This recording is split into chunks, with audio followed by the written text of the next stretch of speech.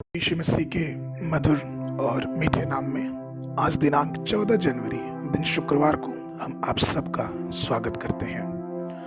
आज के दिन के लिए जो वचन है वह लिया गया है रोमियो की पत्री उसका 12 अध्याय उसका 2 पद। और इस संसार के सदृश न बनो, परंतु तुम्हारी बुद्धि के नए हो जाने से तुम्हारा चाल चलन भी बदलता जाए, जिससे तुम परमेश्वर की भली और भावती और सिद्ध इच्छा अनुभव से मालूम करते रहो।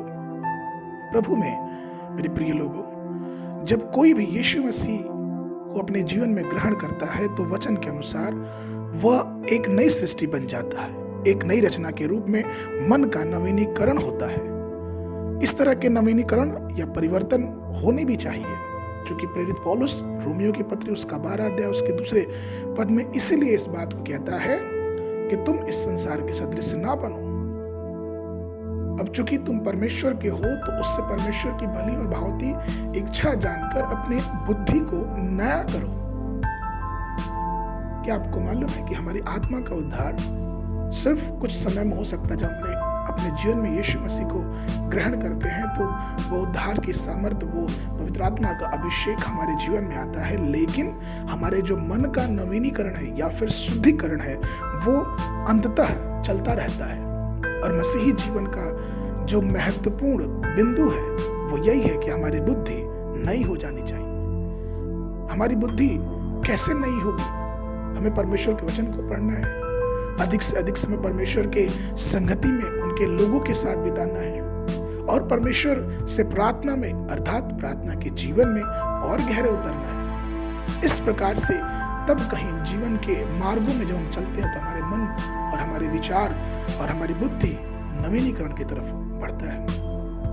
सबसे पहले अगर हम प्रेरित पौलुस के मन के नवीनीकरण को देखते हैं तो हम पाते हैं कि जब भी उसने मन के विषय में लिखा है, उसने अविश्वासियों को नहीं लिखा है। अगर आप नए नियम में उसकी पत्रियों को पढ़ें तो आपको पता चले कि उसने कहीं भी अविश्वासियों के लिए मन का शुद्धिकरण के विषय में नहीं लिखा है, या फिर नई बुद्धि के और चाल चलन के नए हो जाने के लिए उसने अविश्वासियों को नहीं लिखा, लेकिन उन लोगों को लिखा है जिन्होंने अपने जीवन में यीशु मसीह को उद्धारकर्ता ग्रहण किया है, अर्थात जिन्होंने अपने जीवन में ये माना है कि वो मसीह के लहू के द्वारा छुड़ाए हुए लोग हैं। और दूसरा कि मन के नवीनीकरण का तात्पर्य ये हो जाता है कि हम परमेश्वर के निर्देशों का पालन करें। हमें चाहिए कि हम अपने हृदय से अपनी जो परमेश्वर की आत्मा हमें मिलती है उसकी सहायता से अपनी बुद्धि को नया करें। इसलिए तो याकूब की पत्री उसका 1 अध्याय उसके 21 पद में वचन इस प्रकार से कहता है, इसलिए सारी मलिनताएं और बैर भाव की बढ़ती को दूर करके उस वचन को नम्रता से ग्रहण कर लो जो हृदय से बोया गया है और जो तुम्हारे प्राणों का उद्धार कर सकता है। अर्थात वचन जो हमारे प्राणों का उद्धार कर सकता है।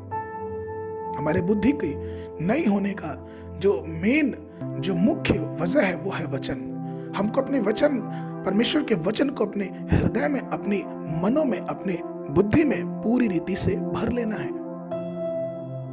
तब परमेश्वर की आत्मा हमें अनंत जीवन और उस अनंत बुद्धि की तरफ और भी आगे लेके जाएगी। प्रभु में प्रिय लोगों, केवल परमेश्वर का वचन ही है जो शैतान के कार्यों को नष्ट कर सकता है।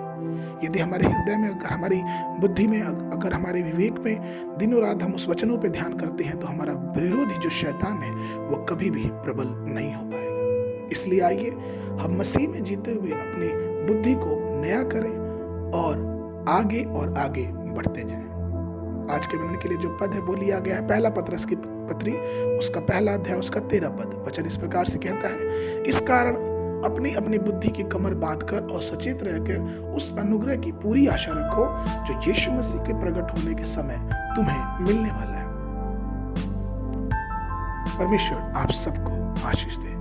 और अगर आपने इस वर्ष बाइबल का अध्ययन चालू किया है तो दिन में सुबह के समय उत्पत्ति की पुस्तक उसका अध्याय 33, 34 और 35 और संध्या के समय मत्ती रचित सुसमाचार उसका 10वां अध्याय 1 पद से लेके 20 पद तक। परमेश्वर आप सबको आशीष देवे।